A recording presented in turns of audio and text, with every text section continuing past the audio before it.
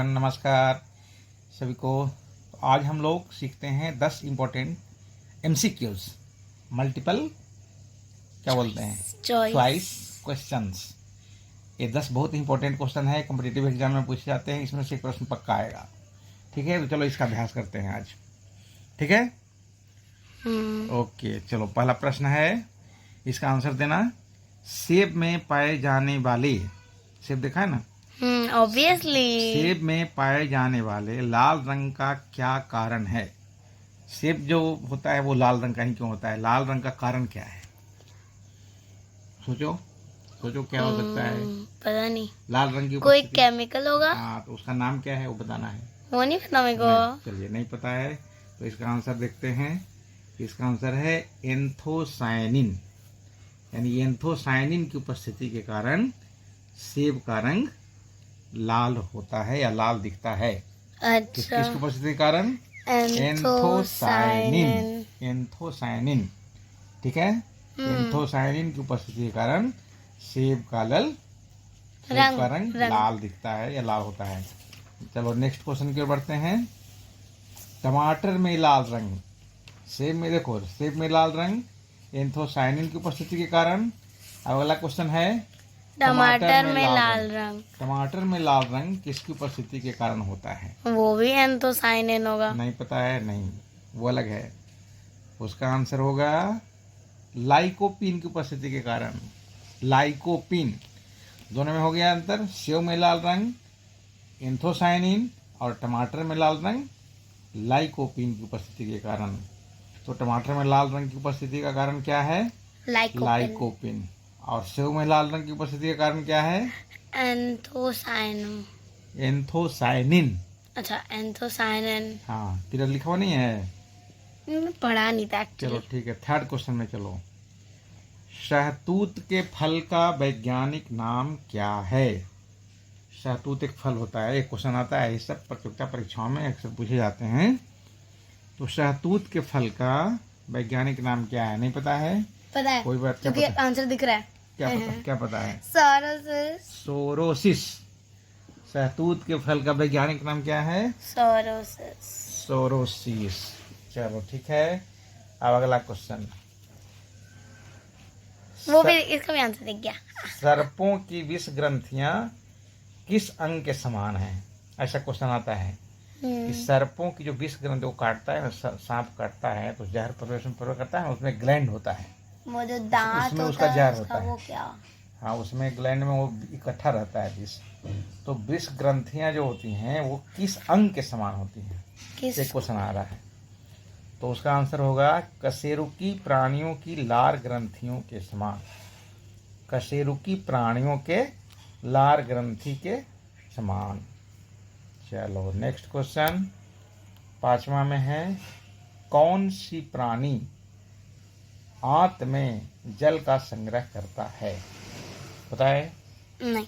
कौन सा प्राणी आंत में, आंत मतलब इंटेस्टाइन जिसको इंग्लिश में कहते हैं, हाँ, समझ। इंटेस्टाइन में जल का संग्रह करता है। इसका आंसर होगा ऊंट। ठीक है, ऊंट जो है अपनी आंत में जल का संग्रह करता है। एक बार वो हम्प में स्टोर करता है ना पानी को। हाँ, कितनी देर तक रख सकता है वो? लगभग 5 से 6 दिन। 6 महीना तक वो एक बार 3 में महीना? नहीं, 6 महीना तक रख सकता है। ऊंट 6 महीना तक पानी मेरी रख सकता हर है। एक बुक में अलग लिख रखा है, किसी में 5 से 6 दिन, किसी में 3 महीना। लगभग 6 महीना है उसका। ठीक है, तो कौन सा प्राणी अपनी आंत में जल संग्रह करता है? उसका आंसर है ऊंट। चलो नेक्स्ट क्वेश्चन, लाल मिर्च किसकी उपस्थिति के कारण तीखी होती है? कोई एक है तत्व जिसकी उपस्थिति के कारण ही उसमें तीखापन होता है। उस तत्व को क्या बोलते हैं? उसका नाम क्या है? पता नहीं है तो ये सब याद कर लेना। उसका नाम है कैप्सेसिन। कैप्सेसिन। कैप्सेसिन की उपस्थिति के कारण लाल मिर्च तीखी होती है। अच्छा, बोलो। कैप्सिसिन। क्या कैप्सेसिन? उसकी वो प्रेजेंट होता है तब लाल मिर्च तीखी होती है। हाँ, उसकी उपस्थिति के कारण लाल मिर्च तीखी होती है। याद कर लेना, सब क्वेश्चन जो लिखा रहा हूँ याद कर लेना। चलो नेक्स्ट क्वेश्चन है, हम लहसुन कभी खाई हो?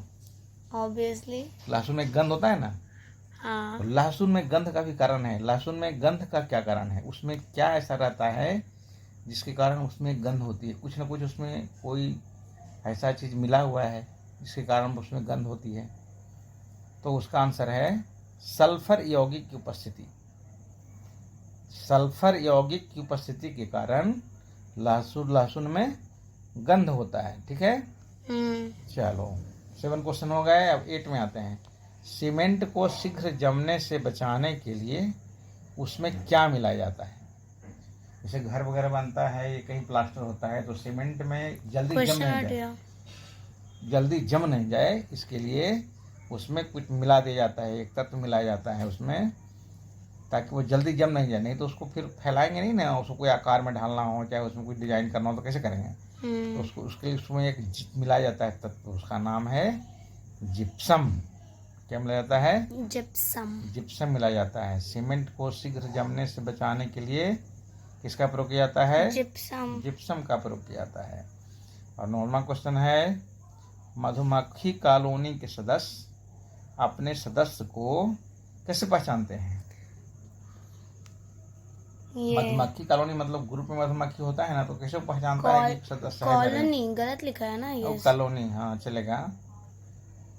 वो उसका नर्तन के कारण, मतलब मधुमक्खियों की जो आवाज होती है वो घिन घिन घिन घिन करता है ना, तो जो नर्तन होता है, डांस, उसका डांस कैसे वो लोग अपने आप में पहचान लेते हैं एक दूसरे को। मधुमक्खी कॉलोनी के सदस्य अपने सदस्यों को कैसे पहचानते हैं? तो इसका उत्तर हो जाएगा, क्या हो जाएगा? डांस से, यानी कि नर्तन से। शक्ल से कैसे पहचानेंगे? अच्छा, वो सेम ही होती है। हाँ, डांस से पहचानते हैं। चलो एक और नेक्स्ट क्वेश्चन है 10 में है कि बारूदी सुरंगों का पता लगाने में कौन से जंतु उपयोगी होते हैं? बारूदी सुरंगों का पता लगाने के लिए कौन से जंतु उपयोगी होते हैं? तो इसका आंसर भी हो जाएगा मधुमक्खी। ठीक है, तो ये आज के का लिखा हुआ है। मधुमक्खी का प्रयोग किया जाता उपयोग होता है, यानी कि बारूदी सुरंगों का पता लगाने के लिए कौन से जंतु उपयोगी होते हैं? तो मधुमक्खी उपयोगी होते हैं, यानी कि मधुमक्खियों का उपयोग किया जाता है। ठीक है, तो ये 10 क्वेश्चन अभी इसको याद कर लेना है, फिर अगले वीडियो में और 10 क्वेश्चन पढ़ेंगे। तब तक के लिए शुभ रात्रि।